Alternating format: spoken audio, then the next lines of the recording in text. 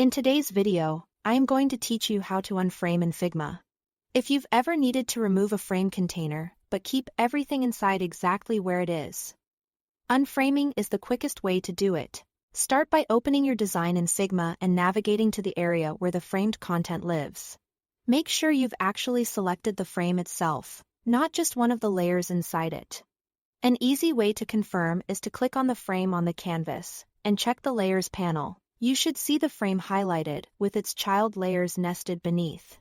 If you find yourself selecting a text layer or a shape instead, click on the canvas edge of the frame or select it directly from the Layers panel to target the container.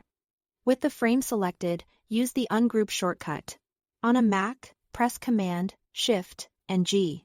On Windows, press Ctrl, Shift, and G. The instant you do that, Figma removes the frame as a container and lifts all the inner elements up one level in the layer hierarchy. Visually, nothing should jump or drift.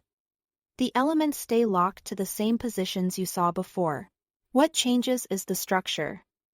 The frame no longer exists, so any frame, only properties like its fill, stroke, clipping, or resizing behavior are gone, and the children now live directly in the frame's parent. If you prefer menus over shortcuts, you can also unframe with a right-click. In the Layers panel, right-click the selected frame and choose Ungroup. You can do the same from the canvas if the frame is selected. The result is identical, the container is removed, and the inner elements remain in place. Ready for you to move, style, or regroup. However you like. A few quick notes to keep in mind as you work.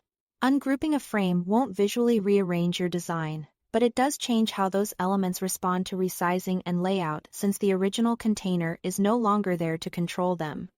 If the frame had a background color or stroke, that appearance will disappear with the frame.